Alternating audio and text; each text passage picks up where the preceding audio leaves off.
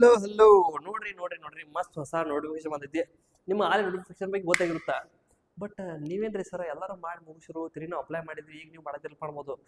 ನಾವು ಹಂಗೆ ಯಾಕಪ್ಪ ನಾವು ಹಂಗ ಏನು ಅರ್ಜೆಂಟ್ನಾಗ ಇರ್ತಾರಲ್ಲ, ಅರ್ಜೆಂಟ್ನಾಗ ತಾಳಿದವನು ಬಾಯಿನ ಒಂದು ಮಾತೈತಿ ಯಾಕೊತ್ತಾನ. ಸೊ ನೀವು ಅಪ್ಲೈ ಮಾಡಿರ್ತೀರಿ, ಅದನ್ನ ಮಾಡಿರ್ತೀರಿ, ನಾವು ಎಲ್ಲ ಅದನ್ನ ಮಾಡತ್ತಿಲ್ಲ. ನಾವು ಮಾಡೋದು ಕೆಲಸ ಬೇರೆ, ಬ್ಯಾರ್ದ ಮಾಡೋ ಕೆಲಸ ಬೇರೆ. ಬ್ಯಾರ್ದ ಏನೈತಿ, ನೋಟಿಫಿಕೇಶನ್ ಬಂದೈತಿ, ಅಪ್ಲೈ ಮಾಡ್ರಿ ಮುಗಿಸ್ರಿ.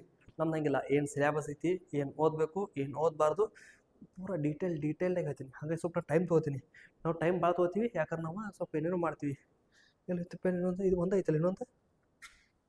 ಸರಿ ನೋಡ್ರಿ, ಹಾಂ ಏನು ಸ್ಟಾರ್ಟ್ ಹೆಂಗೆ ಮಾಡೋದ. ಪೋಸ್ಟ್ ಇಟ್ಟದವ 11,000 ಪೋಸ್ಟ್ ಅದಾವ. 11,000 ಪೋಸ್ಟ್ ಅದಾವ.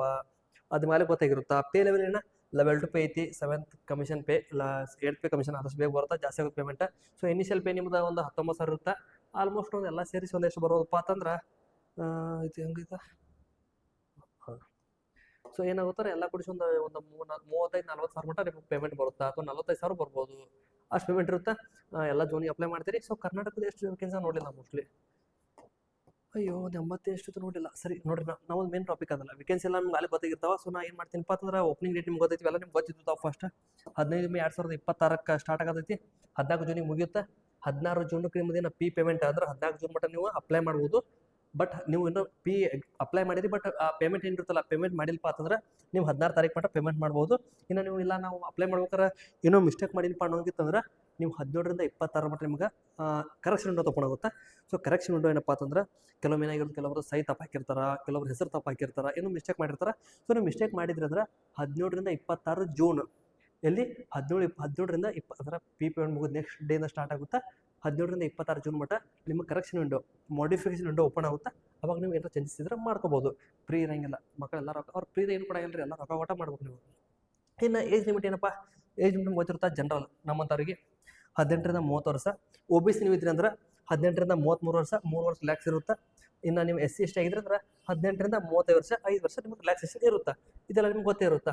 ಹಾಂ, ಇವಾಗ ಯಾರು ಅಪ್ಲೈ ಮಾಡೋದು ಭಾಳ ಜನ ಡೌಟ್ ಇತ್ತು ನಂಗೆ. ಅಕೌಂಟ್ ಸಣ್ಣ ಮೆಸೇಜ್ ಕೂಡ ಹಾಕಿದ್ರು, ಸರ್ ಒಂದು ಇದಾಗೈತಿ ಡಿಗ್ರಿ ಬೇರೆ ಬೇರೆ ಅವ್ರು ಹೇಳ್ತಿದ್ರು, ಮಾಡಿದವರು ಅಪ್ಲೈ ಮಾಡ್ಬೋದಂದ್ರಿ. ಸೊ ನೋಡ್ರಿ, ಇಲ್ಲಿ ಸಿಂಪಲ್ ಆಗೈತಿ, ಯಾರು ಅಪ್ಲೈ ಮಾಡ್ಬೋದು. ನೀವು 10th ಪಾಸ್ ಮಾಡಿ ಒಂದು ಪೆನ್ ತೊಗೋಬೇಕು. ಅದಕ್ಕೆ ನೀವು 10th ಪಾಸ್ ಮಾಡಿ ITI ಮಾಡಿದ್ರಿ ಅಂದ್ರೆ, 10th ಪಾಸಾಗಿ ITI ನೀವೇನಾರ ಮಾಡಿದ್ರಿ ಅಂದ್ರೆ, ITI ಎಲ್ಲ ಕಡೆ ಅಲ್ಲ, ಟ್ರೇಡ್ ಒಳಗೆ ಫಿಟ್ಟರ್ ಇರಬೇಕು, ಎಲೆಕ್ಟ್ರಿಷಿಯನ್ ಇರಬೇಕು, ಇನ್ಸ್ಟ್ರೂಮೆಂಟ್ ಮೆಕ್ಯಾನಿಕ್, ಡೀಸೆಲ್ ಮೆಕ್ಯಾನಿಕ್, ಇವೇನಲ್ಲ ಈ ಫೀಲ್ಡ್ನ ನೀವೇನಾರ ITI ಮಾಡಿದ್ರಿ ಅಂದ್ರೆ ನೀವು ಇದನ್ನು ಅಪ್ಲೈ ಮಾಡ್ಬೋದು. ಇನ್ನು diploma mechanical, electrical, electronics, automobile engineering, ಈ ಡಿಪಾರ್ಟ್ಮೆಂಟ್ನ ನೀವು ಏನಾರ ಡಿಪ್ಲೊಮಾ ಮಾಡಿದ್ರೆ ನೀವು ಅಪ್ಲೈ ಮಾಡಬಹುದು. ಇನ್ನು BE ಮತ್ತು BTech, ನೀವು BE ಮತ್ತು BTech ಕೂಡ ಮಾಡಿದ್ರು ನೀವು ಅಪ್ಲೈ ಮಾಡ್ಬೋದು. ಓಕೆ, ನಿಮ್ದೇನ ರಿಸಲ್ಟ್ ಬಂದಿಲ್ಲ ಅಂದ್ರೆ ನೋಡ್ರಿ ಏನಂದಾರ, ಫೈನಲ್ ರಿಸಲ್ಟ್ ಬಂದಿರಲಿಕ್ಕೆ ನಿಮ್ಮದು ಫೈನಲ್ ರಿಸಲ್ಟ್ ಆಲೇ ಬಂದಿರಬೇಕು. ಇಲ್ಲ ಸರ್ ಅದೇನೋ ಫೈನಲ್ ರಿಸಲ್ಟ್ ಬಂದಿಲ್ಲ ರೀ, ನಾ ಅಪ್ಲೈ ಮಾಡಲೇಬೇಡಂದ್ರೆ ನೀವು ಅಪ್ಲೈ ಮಾಡ್ಬೋದು. ಬಟ್ ಎಲಿಜಿಬಲ್ ನೀವು ಇಲ್ಲ ಅಂದ್ರೆ ನಿಮ್ಮ ಫೈನಲ್ ಎಲ್ಲ ಲಿಸ್ಟ್ ಎಲ್ಲ ಬಂದ ಕೂಡಲೇ ಅವ್ರು ನಿಮ್ಗೆ ನೀವು ಸೆಲೆಕ್ಟ್ ಆಗಂಗಿಲ್ಲ. ಸೊ ನಿಮ್ದು ಏನರ ಫೈನಲ್ ರಿಸಲ್ಟ್ ಇನ್ನೂ ಬಂದಿಲ್ಲಪ್ಪ ಅಂತಂದ್ರೆ ನೀವು ಅಪ್ಲೈ ಮಾಡಿ ವೇಸ್ಟ್.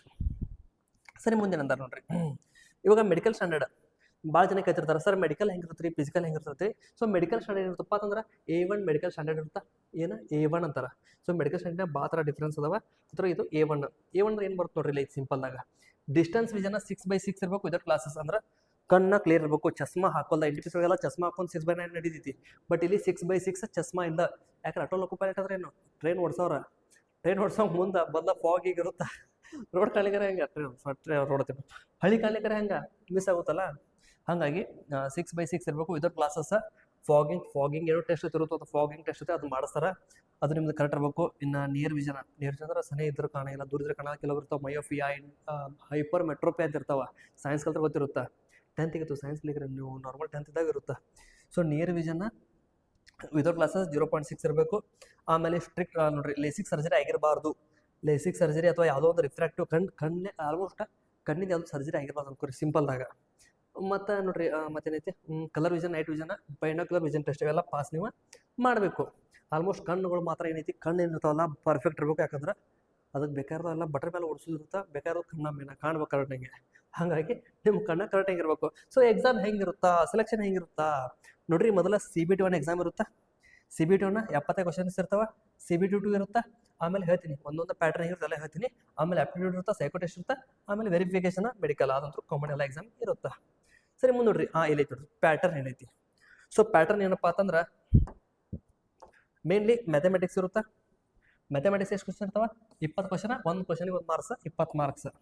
ಆಮೇಲೆ reasoning mental ability 25 question. So ನೋಡ್ರಿ, ಮ್ಯಾಥ್ಸ್ ಕಮ್ಮಿ ಐತಿ, ರೀಸನಿಂಗ್ ಜಾಸ್ತಿ ಐತಿ, 25 ಮಾರ್ಕ್ಸ್, ಒಂದು ಕ್ವಶನ್ 1 ಮಾರ್ಕ್ಸ್. ಇನ್ನು ಜನರಲ್ ಸೈನ್ಸ್ ನಾನು ನಿಮ್ಗೆ ಎಲ್ಲ ಎಕ್ಸಾಮ್ಗಳು ಹೇಳ್ಕೊ ಬಂದಿನಿ ಮುಂಚೆ. ಅಂದ್ರೆ 10th ಸ್ಟ್ಯಾಂಡರ್ಡ್ ಮಟನ ಕೇಳ್ತಾರೆ ಸೈನ್ಸ್, ಅದಕ್ಕೆ ಅವ್ರಿಗೆ ಕೇಳಂಗಿಲ್ಲ. 10th ಮಟ ಪರ್ಫೆಕ್ಟ್ ಇದ್ರೆ ಅಲ್ಲಿಂದ ಸೈನ್ಸ್ ಬರುತ್ತೆ, ಅಲ್ಲಿ ಕೊಟ್ಟಿರ್ತಾರೆ. ಅವು 20 ಕ್ವಶನ್, ಸೈನ್ಸ್ 20 ಕ್ವಶನ್, 20 ಮಾರ್ಕ್ಸ್. ಇನ್ನು ಜಿ ಕೆ 10 ಕ್ವಶನ್, 10 ಮಾರ್ಕ್ಸ್. ನೋಡ್ರಿ, ಜಿ ಕೆ ಹತ್ರ ಭಾಳ ಕಡಿಮೆ ಐತಿ. ಮೇನ್ಲಿ ಏನು ಬೇಕು?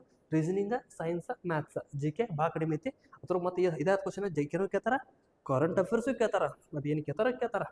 ಸೊ ಸೈನ್ಸ್, ಮ್ಯಾಥ್ಸ್, ರೀಸನಿಂಗ್ ನಿಮ್ಗೆ ಚಲೋ ಐತಂದ್ರೆ ನೀವು ಆರಾಮಾಗಿಂದ ಕ್ಲಿಯರ್ ಮಾಡ್ಕೋಬಹುದು.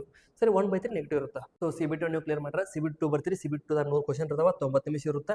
ಸೇಮ್ ಅದೇ maths, reasoning, basic science, engineering ಬಗ್ಗೆ ಸ್ವಲ್ಪ ಕ್ವಶನ್ಸ್ ಇರ್ತಾವ. ಆಮೇಲೆ ಇದ್ರ ಬಗ್ಗೆ ನಾವು ಮಾತಾಡೋ ಟೈಮ್ ಐತಿ. ಸೊ ನೆಕ್ಸ್ಟ್ ಏನು ಮಾಡೋಣ, ನೆಕ್ಸ್ಟ್ ಟಾಪಿಕ್ ಹೋಗೋಣ ಅಂತ. ಯಾಕಂದ್ರೆ CBT 2 ಬಗ್ಗೆ ಮೊದಲು CBT ಮುಗಿಸ್ಕೋರಿ, ಮಾತಾಡೋಣ. ಆಮೇಲೆ CBT 2 ಬಗ್ಗೆ ಪೂರಾ ಡೀಟೇಲ್ ಆಗಿ ನಾನು ನಿಮ್ಗೆ ಹೇಳ್ತೀನಿ. ಆಮೇಲೆ ಸಿಲೆಬಸ್ ಅಂತೂ same, maths, mental ability, general science. Maths ಒಳಗಂತೂ ಸೇಮ್ ಟಾಪಿಕ್ಸ್ ಇರ್ತಾವ, ಮೆಂಟಲ್ ಎಬಿಲಿಟಿ ಸೇಮ್ ಕ್ವಶನ್ಸ್ ಇರ್ತಾವ. ಇನ್ನು ಸೈನ್ಸ್ ಒಳಗೆ ಮೇನ್ ಅವೇ 10th ಸ್ಟ್ಯಾಂಡ್ ನೋಡಿ ಅವ್ರು ಬರೋ ಹೇಳ್ಬಿಟ್ಟಾರ. 10th ಲೆವೆಲ್ ನನಗೆ ಮುಂಚೆನೇ ಹಾಕೊಂಡಿದ್ದೀನಿ. 8th, 9th, 10th 3 science text books ಓದ್ರಿ, ನೀವು ಪರ್ಫೆಕ್ಟ್ ಆಗಿಬಿಡ್ತೀರಿ ಅಂತೇಳಿ.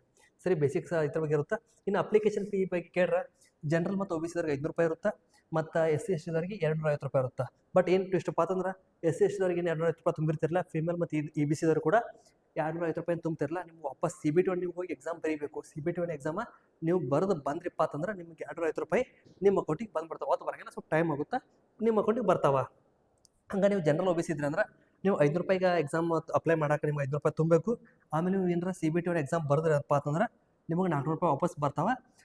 ಸ್ವಲ್ಪ ದಿನ ಆದ್ಮೇಲೆ ಬರ್ತಾವೆ, 400 ರೂಪಾಯಿ ವಾಪಸ್ ಬರ್ತಾವೆ. 100 ರೂಪಾಯಿ ನಿಮ್ಗೆ ಎಕ್ಸಾಮ್ ಫೀ ಇದ್ದಂಗೆ. ಸರಿ, ನೀವು ಆಲ್ಮೋಸ್ಟ್ ಈಗ ಲೋಕೋಪಾಲಿಟಿಸ್ಲ ಆಗ್ಬೇಕಪ್ಪ, ನೀವು ರೆಡಿ ಆಗಿಬಿಟ್ರಿಪ್ಪ ನಾ ಲೋಕೋಪಾಲಿಟಿ ಆಗ್ಬೇಕಂದ್ರೆ ಸರ್ ಮ್ಯಾಥ್ಸ್, ರೀಸನಿಂಗ್ ಎಲ್ಲಿ ಓದ್ಬೇಕಂತ ನೀವು ನನಗೇನಾರ ಕೇಳ್ರೆ ನಾನು ನಿಮಗೆ ಏನು ಹೇಳ್ತೀನಿಪ್ಪ ಅಂತಂದ್ರೆ ಒಂದು ಹೊಸ ಬ್ಯಾಚ್ ಸ್ಟಾರ್ಟ್ ಮಾಡಿಲ್ಲ, ನಮ್ಗೆ ಗೊತ್ತಿರ್ಬೋದು ನಿಮ್ಗೆ ಬ್ಯಾಚ್ ಐತಿ. ಸೊ ಮ್ಯಾಥ್ಸಿಗೆ ಮತ್ತು ರೀಸನಿಂಗಿಗೆ ಮೇನ್ಲಿ. ಸೊ ಸೈನ್ಸ್ ಬಗ್ಗೆ ನೀವು ಕೇಳ್ಬೋದು. ಸೊ ಸೈನ್ಸ್ ಬಗ್ಗೆ ಅದು ನಮ್ಮದು ಒಂದು ಟ್ವಿಸ್ಟ್ ಐತಿ, ಆ ಟ್ವಿಸ್ಟ್ ನಿಮ್ಗೆ ಬ್ಯಾಚ್ ಹೋಗಿ ಜಾಯ್ನ್ ಆಗೋಣ ನಿಮ್ಗೆ ಗೊತ್ತಾಗುತ್ತಾ. ಸೊ ಆ ಟ್ವಿಸ್ಟ್ ಬಗ್ಗೆ ನಾನು ಹೇಳಂಗಿಲ್ಲ, ನಿಮ್ಗೆ ಅದು ಅಲ್ಲೇ ಗೊತ್ತಾಗುತ್ತಾ. ಸೊ ನೋಡ್ರಿ, ಇದು ನಮ್ಮ ಬ್ಯಾಚ್. ಸೊ 299 ಐತಿ ಬ್ಯಾಚ್. ಮೇನ್ಲಿ ಗ್ರೂಪ್ ಡಿಗೆ ಅದು ಮಾಡಿತ್ತು, ಬಟ್ ಗ್ರೂಪ್ ಡಿ ನಮ್ಮ ಮ್ಯಾಥ್ಸ್ ಏನೈತಲ್ಲ, ಸೊ ಮ್ಯಾಥ್ಸ್ ಅಂತೂ ನೀವು ಯಾವುದೇ ಎಕ್ಸಾಮ್ ಬರೆದ್ರು ಮ್ಯಾಥ್ಸ್ ಹೆಂಗಿರುತ್ತೆ ಹಂಗೆ ಇರುತ್ತಾ. ಸೊ ಗ್ರೂಪ್ ಡಿ ಬಗ್ಗೆ ನೋಡಬೇಡ್ರಿ, ನೀವು ಮ್ಯಾಥ್ಸ್ ಏನು ಬೇಸಿಕ್ ಟೋಟಲ್ಸ್ ಪೂರಾ ಕಲ್ಸಕತ್ತೀವಿ ನೀವು ಬಂದಲ್ಲಿ. ಸೊ ನೀವು ಮ್ಯಾಥ್ಸ್ ಮತ್ತು ರೀಸನಿಂಗ್ ಕಲಿಬೇಕಂದ್ರೆ ಬೇಸಿಕ್ ಟೋಟಲ್ಸ್ ಪೂರಾ A to Z ಪೂರಾ ಹೈ ಲೆವೆಲ್ ಮಟ್ಟ ಮ್ಯಾಥ್ಸ್ ಹೊಂಟೈತಿ. ನಿಮ್ಗೆ ಅನ್ಬೋದು ಗ್ರೂಪ್ ಡಿ ಅನ್ಬೋದು, ಬಟ್ ಗ್ರೂಪ್ ಡಿ ಎಕ್ಸಾಮ್ಗೆ ತರಬೋದಿಲ್ಲ. ಏನು ಮ್ಯಾಥ್ಸ್ ಐತಲ್ಲ ಲೆವೆಲ್ಲ ಪೂರಾ ಲೆವೆಲ್ ಕಂಪ್ಲೀಟ್ ಮಾಡ್ತೀವಿ. ಸೊ ಇದೇ ಬ್ಯಾಚ್ ನೀವು ಜಾಯ್ನ್ ಆಗ್ಬೋದು. ಥರ ALP ಬಗ್ಗೆನೂ ನೀವು ಹೋಗಿ ಒಂದೆರಡು ಕ್ಲಾಸ್ ಕೂಡ ನೋಡ್ಬೋದು, ನಿಮ್ಗೆ ಗೊತ್ತಾಗುತ್ತಾ. ALP ಕ್ವಶನ್ಸ್ ಕೂಡ ಅದ್ರ ಸಾಲ್ವ್ ಮಾಡಾಕತ್ತೀವಿ ನಾವು, ಯಾಕಂದ್ರೆ ನಾವು ಗ್ರೂಪ್ ಡಿ ಇದ್ರು ಎಲ್ಲ ಫರಕ್ ಮಾಡೋ ನಮ್ಮ ಪ್ಲಾನ್ ಐತಿ. ಸೊ ಮ್ಯಾಥ್ಸ್ ಮತ್ತು ರೀಸನಿಂಗ್ ಸೊ ಮೇನ್ಲಿ ಇರುತ್ತೆ. ಸೊ ಇನ್ನು ಸೈನ್ಸ್ GK ಬಗ್ಗೆ ನೀವು ಕೇಳಿದ್ರೆ ಅದು ಸರ್ಪ್ರೈಸ್ ಯಾರು ಯಾವ ಮಾಡಿ ನೋಡ್ತಾರೋ ಅವ್ರಿಗೆ ಅಷ್ಟೇ ಗೊತ್ತಾಗುತ್ತಾ. ಸರಿ, ಹೋಗಿ ಚೆಕ್ ಮಾಡ್ಕೊರಿ. ಸಿಗೋಣ ಮುಂದಿನ ಕ್ಲಾಸ್ನಾಗ, ಮುಂದಿನ ವಿಡಿಯೋದಾಗ. ಸೊ ಯಾವ ಬಗ್ಗೆ ಹೇಳ್ಬಿಡ್ತೀವಿ ನೋಡ್ರಿ, ಎಲ್ಲಿ ಸಿಗುತ್ತೆ ಕ್ಲಾಸ್. ಸೊ ಕ್ಲಾಸ್ ಎಲ್ಲಿ ಸಿಗುತ್ತೆ ಕೇಳ್ಬೋದು, ಅದು ದೊಡ್ಡ ಡೌಟ್ ಅಲ್ಲ. ಸೊ ಏನು ಮಾಡಿರಿ, ಪ್ಲೇಸ್ಟೋರ್ಗೆ ಹೋಗ್ರಿ.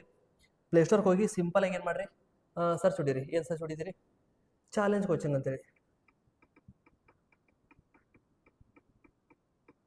ಚಾಲೆಂಜ್ ಕೋಚಿಂಗ್ ಸರ್ಚ್ ಹೊಡಿತೀರಿ. ನೋಡ್ರಿ, ಸರ್ಚ್ ಹೋದ ಕೂಡಲೇ ಇಲ್ಲಿ ಒಂದು ಆ್ಯಪ್ ಐತಿ ಕಾಣತ್ತೆ ನಿಮ್ಗೆ, ಥಮ್ಸ್ ಅಪ್ ಆ್ಯಪ್ ಐತಿ. So left hand thumbs up. So ಈ ಚಾಲೆಂಜ್ ಆ್ಯಪ್ ಓಪನ್ ಮಾಡ್ತೀರಿ. ಚಾಲೆಂಜ್ ಕೋಚಿಂಗ್ ಕ್ಲಾಸಸ್ ಐತಲ್ಲ, challenge coaching classes app download ಮಾಡಿರಿ, ಇನ್ಸ್ಟಾಲ್ ಮಾಡ್ಕೊರಿ. ಮಾಡ್ಕೊಂಡು ನಂಬರ್ ಹಾಕಿ ನಾರ್ಮಲ್ ಲಾಗಿನ್ ಮಾಡ್ತಾರೆ, ನಂಬರ್ ಹಾಕಿ ಆಟ ಲಾಗಿನ್ ಮಾಡ್ಕೊರಿ. ಅಲ್ಲಿ ನಿಮಗೆ ಓಪನ್ ಮಾಡ್ಕೊಡ್ಲಿ ಮೇಲೆ ಕಂಡುಬಿಡುತ್ತಾ ಪರಾಕ್ರಮ್ ಬ್ಯಾಚ್ ಅಂತೇಳಿ. ಆಗಲೇ ಬ್ಯಾಚ್ ಸ್ಟಾರ್ಟ್ ಆಗೈತಿ.